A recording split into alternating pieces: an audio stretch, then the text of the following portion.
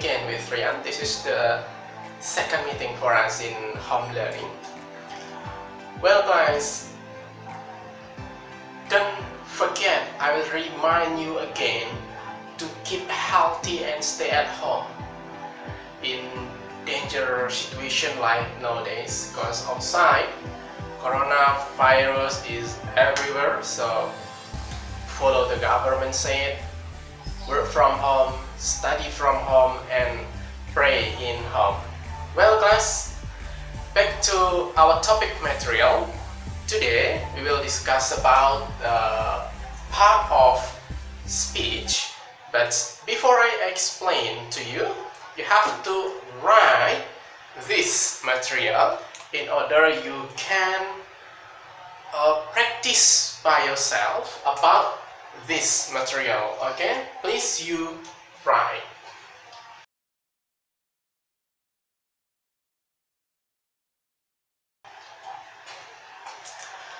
Well class, in order you're easy to understand, I will explain this topic in bahasa.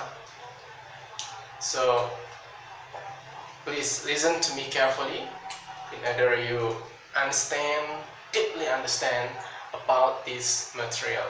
Okay. Jenis kata di dalam bahasa Inggrisnya itu adalah part of speech. Part of speech itu jenis kata. Ini adalah lanjutan dari materi yang pertama. Yang pertama materi kita adalah tentang jabatan kalimat. Ini adalah materi yang kedua. Jadi kalian bisa mengikuti dari materi yang pertama, kemudian materi yang kedua, nanti kalian bisa mengikuti materi saya yang selanjutnya agar memahami bagaimana cara membuat sebuah kalimat dalam bahasa Inggris dalam sebuah tulisan. Nah, jenis kata itu sendiri atau part of speech itu keseluruhannya itu ada 8 jenis kata. Ada noun, ada verb, adjective, conjunction, preposition, adverb, interjection, and pronouns. Nah, ini hanya beberapa yang akan saya jelaskan secara lebih mendetail karena ini yang bersangkutan dengan materi kita di topik yang pertama, yaitu yang pertama adalah noun, kemudian verb, adjective, kemudian adverb, dan pronoun. Nah, ini yang akan saya jelaskan secara mendetail. Nah, kalau saya jelaskan secara sederhananya, noun itu adalah kata benda, kemudian verb itu kata kerja, adjective itu kata sifat, kemudian conjunction itu kata hubung, kata yang menghubungkan satu kalimat dengan kalimat yang lain. Misalnya ada and, or, ya, ada dan, atau, when, dan lain sebagainya. Preposition itu kata depan itu biasanya menggunakan kata di dalam, di luar, di atas, dan lain sebagainya, di antara, dan lain sebagainya. Itu ada in, at, on, under, between, dan lain sebagainya. Adverb itu kata keterangan, ya, kata keterangan, bisa keterangan waktu, tempat, dan lain sebagainya. Interjection itu kata seru, ya, biasanya itu digunakan untuk kata kaget, misalnya oh, atau memanggil orang hey, seperti itu, ya, kurang lebihnya. Pronoun itu kata ganti. Nah, ini akan saya jelaskan. Yang pertama itu tentang noun. Di sini noun itu adalah kata benda. Kata benda itu sendiri adalah kata yang menjadi nama. Kata yang menjadi nama dari sesuatu.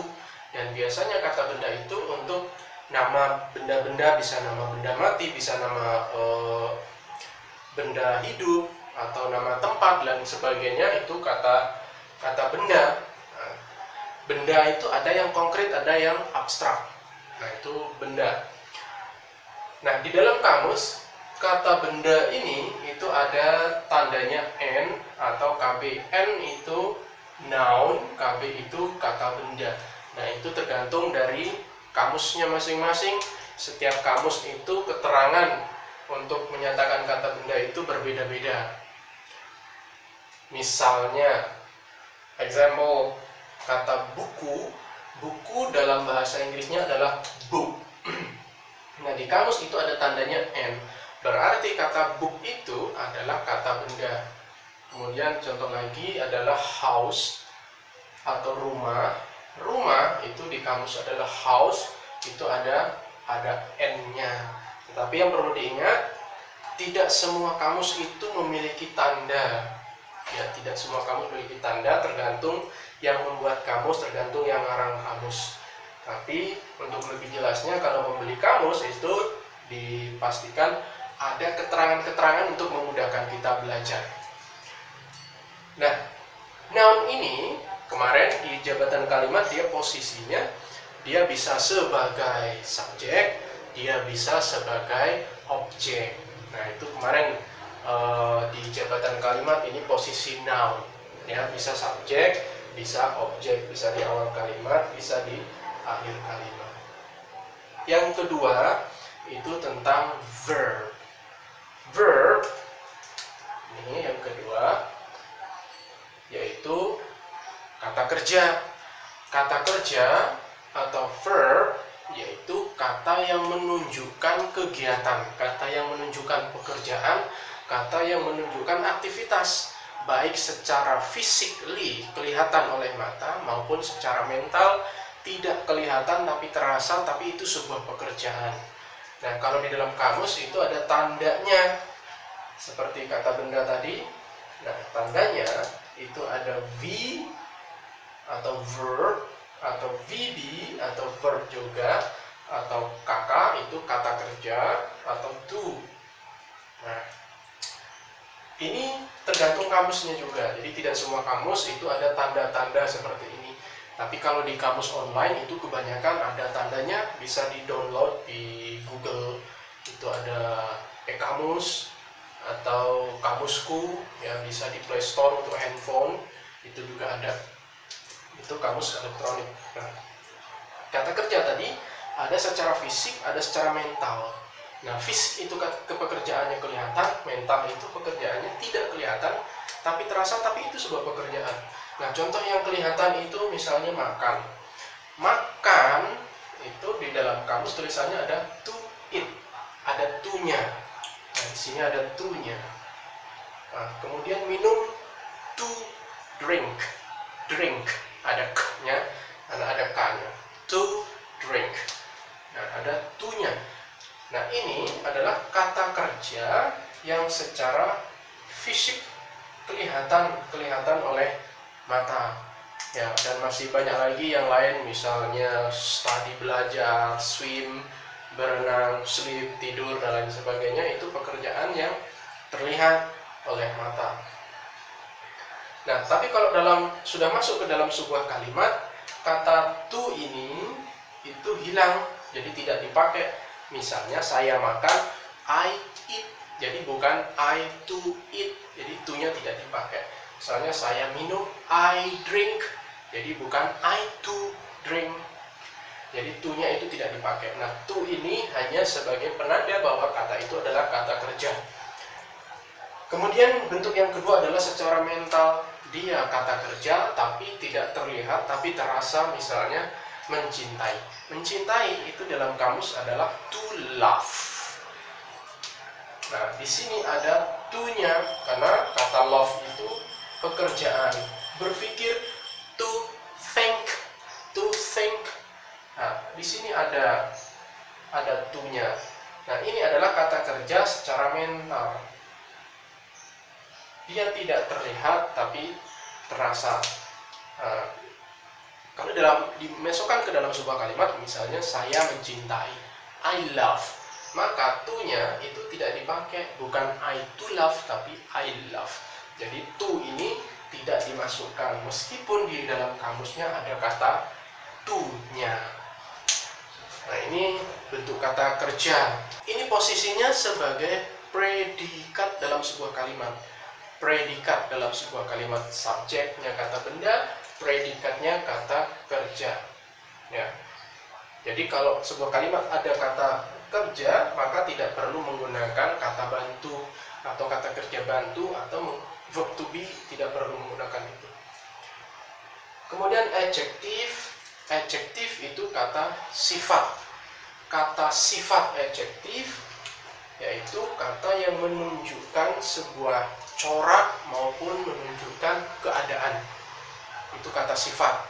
Kata sifat sendiri itu juga ada tandanya, yaitu ada kata a, adjektif, adj, adjektif atau ks atau kata sifat. Nah, ini tergantung dari kamus masing-masing. Nah, tadi kata sifat itu ada yang menunjukkan corak, ada yang menunjukkan keadaan. Misalnya yang corak itu besar, misalnya besar, ini big, ada a-nya, kemudian big. Kemudian kecil, ada a-nya, small. Nah, yang diambil itu hanya ininya saja. Jadi yang keterangan-keterangan ini tidak perlu diambil, karena itu hanya sebagai contoh saja, sebagai penjelas, bukan sebagai contoh, sebagai penjelas bahwa kata di depannya itu adalah kata sifat. Contoh corak misalnya warna-warna putih, merah, hitam, dan lain sebagainya, itu adalah kata sifat, bentuknya corak. Jadi corak itu, corak keadaan itu hanya untuk mempermudah kita memahami, oh ini kata sifat. Jadi ini corak. Kemudian menunjukkan keadaan, misalnya keadaannya sakit, maka dalam kamus ada sick atau adj sick. Nah, di sini kemudian sedih, ada a-nya sad. Ini menunjukkan keadaan. Nah, keadaannya lagi sedih, keadaannya lagi sakit. Nah, itu menunjukkan keadaan. Terlambat itu juga merupakan kata sifat keadaan. Jadi kalau saya terlambat, I'm late. I'm late, saya terlambat. Itu menggunakan verb to be. Jadi adjektif ini posisinya kalau di kejabatan kalimat sebagai objek. Nah, kalau kalimat ini masuk, kata ini masuk, maka menggunakan verb to be. Nah, ini yang adjektif. Kemudian adverb. Adverb ini adalah kata keterangan.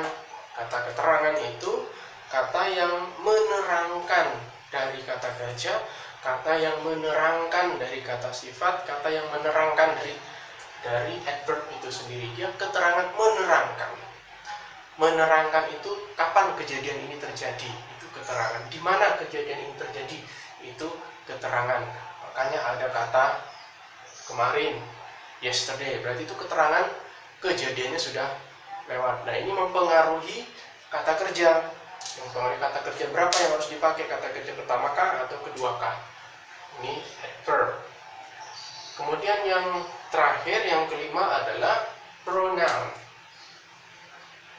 atau kata ganti diri ataupun kata ganti benda. Nah, pronoun itu semuanya ada 8, ada I, you, we, they, she, he, it. Ini pronoun atau kata ganti ada 8, posisinya sebagai subjek, itu berada di awal kalimat. Nah, kalau pronoun posisinya sebagai objek, itu ada me, you, us, them, her, him, it. Ini pronoun posisinya sebagai objek. Arti di dalam bahasa Inggris untuk keduanya ini itu sama. Ya, hanya beda posisi tapi artinya sama. Kalau ini adanya di awal kalimat, kalau ini adanya di akhir kalimat. Jadi I, me itu artinya saya, aku, atau ku. You itu artinya Anda, kamu, atau mu itu untuk satu orang. Nah, di sini ada you itu kalian, berarti lebih dari satu orang. Nah, bedanya ini ya, satu orang, lebih dari satu orang. Kamu satu orang, kalian itu lebih dari satu orang. Kemudian we, us itu artinya kami, atau kita, we, kami.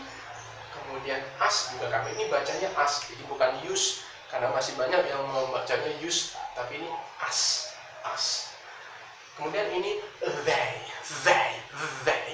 mereka sebagai subjek, kemudian them sebagai objek, artinya mereka. Kemudian she, kemudian her, ini dia perempuan, he, him untuk dia yang laki-laki, it untuk dia benda tunggal. Nah, ini materi hari ini untuk jenis kata. Nah, silakan dipelajari, bisa latihan baik dengan conversation atau dengan writing.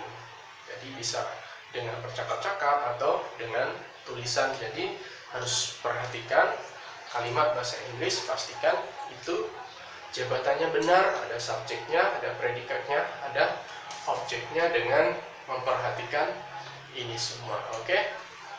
I think that's all the explanation today about this topic, and I hope you can understand.